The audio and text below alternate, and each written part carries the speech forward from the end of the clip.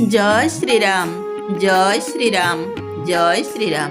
प्रिय श्रोता बंधु, भक्ति मार्ग तरफ आपण मानक मोर स्वागत। आपण माने श्रवण करुचंती चाही महान पौराणिक गाथा श्रीरामचरित मानस, जहाकू रचना करिसंती कालजयी कवि संत तुलसीदास। जेउथिरे शब्द संयोजना पद विन्यास अति उच्च कोटीर, जहाँ मनमुग्धकर मन को शांति दिए। आपण माने पूर्व अध्याय रे श्रवण करिथिले महाप्रभु श्रीराम बाल क्रीड़ा करुछंती।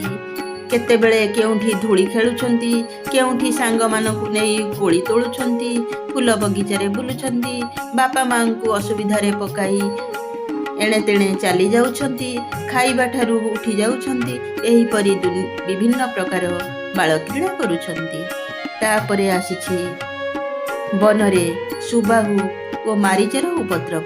से माने ऋषि मुनि मानकर यज्ञ भंग करुछंती।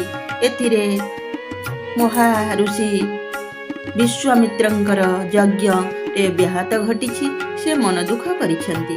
ए पर्यंत आपण माने श्रवण करिथिले। आसंतु आगकु जिबा, आउ कोन हेउछि संपूर्ण रूपे श्रवण करिबा।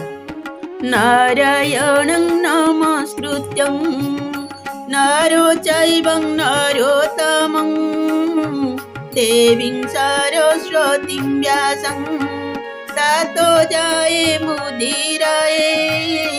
मूकं करोति वाचालं पङ्गुलं लङ्घयते गिरिं यत्कृपातमहं वन्दे परमानंद माधव परमानंद माधव परमानंद माधव।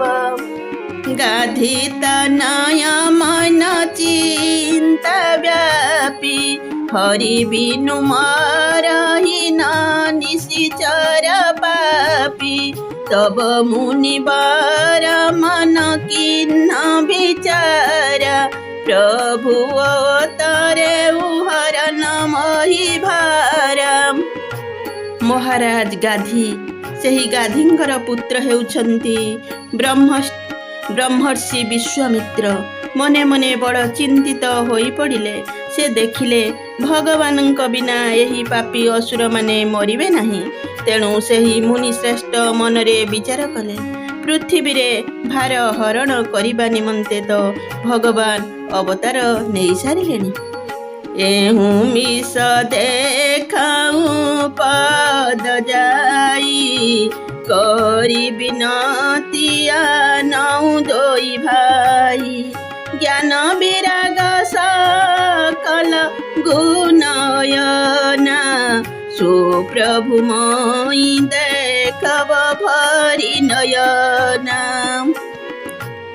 यही राक्षस बद्ध बाहाना रे मु जाई प्रभु को चरण दर्शन करिबी एवं विनती करी दुई भाई को नहीं आसबी। आहा, ज्ञान वैराग्य और सर्वगुणर धाम प्रभु को एथर मु नयन भरी देखिबी। बहुविध करत मनोरथ जात लागी नहीं बार करी मजन सरऊ जल गए भूप दरबार। एहीपरि बहु प्रकार मनोरथ नहीं से अविलंबे अयोध्या बाहरिले एवं सरजू नदी रे स्नान करी राजद्वार रे पहुंची गले। मुनि आगमन सुना जब राजा मिलन गयौलई विप्र समाज। करी दंडवत मुनि सनमानी निज आसन बैठारे निपानी। मुनि आसीथिबा कथा शुणी तांकु भेटिबा लागि राजा दशरथ ब्राह्मण मानकु साथीरे धरी चली आसिले। से दंडवत प्रणाम करिबा परे मुनिंकु ससम्माने पाछोटी आनी आसन रे बसाइले।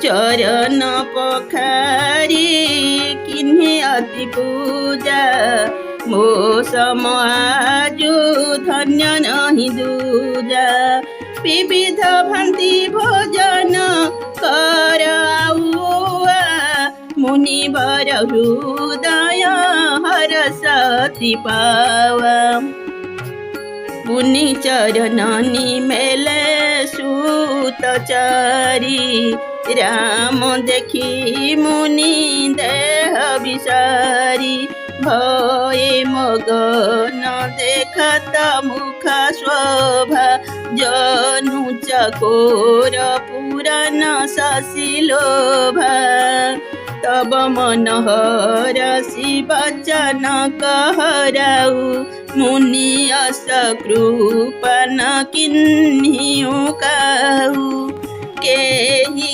कारण आगमन तुम्हारा कहु शोकर तन लाओ बाराम। ସେ ତାଙ୍କ ଚରଣ ଧୋଇ ଦେଇ ଯଥାବିଧି ପୂଜା କଲେ ଏବଂ କହିଲେ, ମୋ ପରି ଧନ୍ୟ ହୋଇ ଆଜି ଅନ୍ୟ କେହି ନାହିଁ। ସେ ମୁନିଙ୍କୁ ଅନେକ ପ୍ରକାର ସ୍ୱାଦିଷ୍ଟ ଭୋଜନ ବାଢ଼ିଦେଲେ। ସେଥିରେ ମୁନିବର ବିଶେଷ ଆନନ୍ଦ ଲାଭ କଲେ। ତାପରେ ରାଜା ଚାରି ପୁଅଙ୍କୁ ଆଣି ମୁନିଙ୍କ ପାଦରେ ଲୋଟାଇ ପ୍ରଣାମ କରାଇଲେ। ଶ୍ରୀରାମଙ୍କୁ ଦେଖି ମୁନି ନିଜର ଦେହଜ୍ଞାନ ଭୁଲିଗଲେ। ପୂର୍ଣ୍ଣଚନ୍ଦ୍ରକୁ ଦେଖି ଚକୋର ପ୍ରଲୁବ୍ଧ ହେଲା ପରି ସେ ଶ୍ରୀରାମଙ୍କର ମୁଖ ଶୋଭା ଦେଖି ମୁଗ୍ଧ ହୋଇଗଲେ। ତାପରେ ରାଜା ମନେ ମନେ ଆନନ୍ଦିତ ହୋଇ ପଚାରିଲେ, ହେ ମୁନି, ଆପଣ ତ କେବେ ବି ଏପରି କୃପା କରିନଥିଲେ। ଆଜି କେଉଁ କାରଣରୁ ଆପଣଙ୍କର ଏଭଳି ଶୁଭାଗମନ ହେଲା? ଦୟାକରି ପ୍ରକାଶ କରନ୍ତୁ। ତାହା ପୂର୍ଣ୍ଣ କରିବାକୁ ମୁଁ ବିଳମ୍ବ କରିବି ନାହିଁ। ଅସୁର ସମୂହ ସତାଓହି ମୋହି ମୋଇ କାଚନ ଆୟଉ ନୃପତୋହି ଅନୁଜ ସಮೇତ ଦେହୁ ରଘୁନାଥ ନିଶିଚର ବଧମୟୀ ହୋ ବସନାଥ। ମୁନି କହିଲେ, ହେ ରାଜନ, ରାକ୍ଷସମାନେ ମୋ ଉପରେ ବହୁ ଅତ୍ୟାଚାର କରୁଛନ୍ତି। ତେଣୁ ମୁଁ ଆପଣଙ୍କୁ କିଛି ମାଗିବାକୁ ଆସିଛି। ସାନ ଭାଇ ସହିତ ଶ୍ରୀ ରଘୁନାଥଙ୍କୁ ମୋତେ ପ୍ରଦାନ କରନ୍ତୁ। ସେମାନଙ୍କ ଦ୍ୱାରା ରାକ୍ଷସମାନେ ନିହତ ହେଲେ ମୁଁ ସନାଥ ଅର୍ଥାତ୍ ସୁରକ୍ଷିତ ହୋଇଯିବି। ଦେହୁ ଭୂପ ମନହର ସୀତା ଯାହୁ ମୋ ଜ୍ଞାନ धर्म सुजस प्रभु तुमको इन्ह कहाँ अति कल्याण इन्ह कहाँ अति कल्याण। हे राजन, प्रसन्न चित्तरे तांकु मते दियंतु, मोहर अज्ञान छाड़ी दियंतु। हे स्वामी, ଏହା ଦ୍ୱାରା ଆପଣଙ୍କୁ ଧର୍ମ ଓ ସୁଯଶ ପ୍ରାପ୍ତି ହେବ ଏବଂ ସେମାନଙ୍କର ମଧ୍ୟ ପରମ କଲ୍ୟାଣ ହେବ। ଶୁନି ରାଜା ଅତି ପ୍ରିୟବାଣୀ ହୃଦୟ କମ୍ପ ମୁଖ ଦୁତି ମୁକୁଲାନି ଚୌଥେ ପନ ପାୟ सुतचारी विप्रवचन नहीं कहूँ बिचारी मागहूँ भूमि धेनु धन कोशम सर्वस देहूँ आजु सहारोसा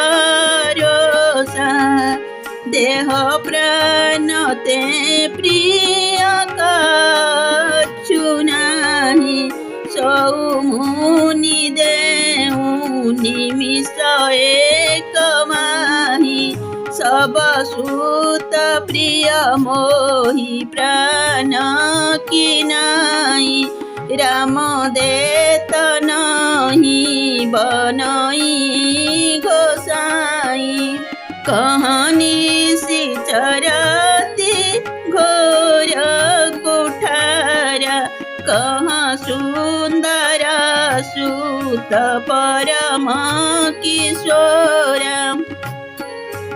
एभଳି ଅତ୍ୟନ୍ତ ଅପ୍ରିୟ ବଚନ ଶୁଣି ରାଜା ହୃଦୟ ଭୟରେ ଥରି ଉଠିଲା ଏବଂ ତାଙ୍କ ମୁଖକାନ୍ତି ମଉଳିଗଲା।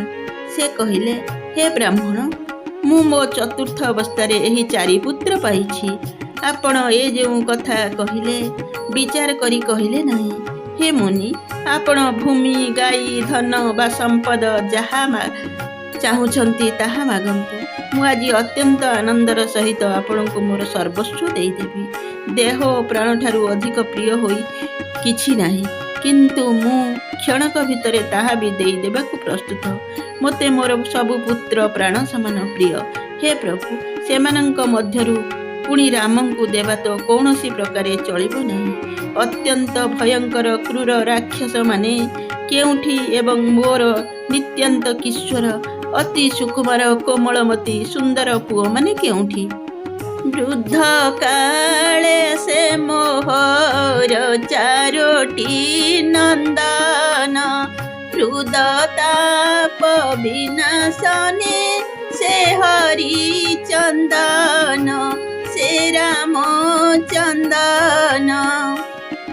ଦଶରଥ କହୁଛନ୍ତି, ହେ ମୁନି, ହେ ବ୍ରହ୍ମା, ହେ ବ୍ରହ୍ମ ବିଶ୍ୱାମିତ୍ର, ମୋର ବୃଦ୍ଧ କାଳରେ ଏହି 4ଟି ନନ୍ଦନ, ଏହି 4ଟି ନନ୍ଦନ ହେଉଛନ୍ତି ମୋର ବୃଦ୍ଧ କାଳରେ ହୃଦୟରେ ଯେଉଁ ତାପ ଉତ୍ପନ୍ନ ହେଉଛି ତାହାକୁ ଲିଭାଇବା ପାଇଁ ହରିଚନ୍ଦନ ସମ।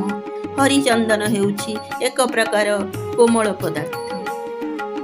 ଶୁନି ନୃପଗିରା ପ୍ରେମ ରସ ସାନି, ହୃଦୟ ହରସ ମାନ ମୁନି ଜ୍ଞାନୀ, तब वशिष्ठ बहु विधि समुझावा, नृप संदेह नाश कह पावा। राजांक प्रेम रस सिक्त बाणी शुणी ज्ञानी मुनि विश्वामित्र मने मने बड़ आनंदित हुए। एतिकी बेले मुनि वशिष्ठ राजांकु बहुत बुझाइले, तेणु राजांकर संदेह तुटिगला। अति आदर तनय बोलाए, हृदय लाई बहु भांति सिखाए, मेरे प्राणनाथ सुत दौ, तुम मुनि पिता नहीं गौ। राजा बड़ आदर रे 2 पुओंकु डकाइले एवं सेमानंकु हृदय रे लगाई बहु प्रकार उपदेश देले। तापरे विश्वामित्रंकु कहिले, हे नाथ, यही 2 पुत्र हेउछंती मोर प्राण।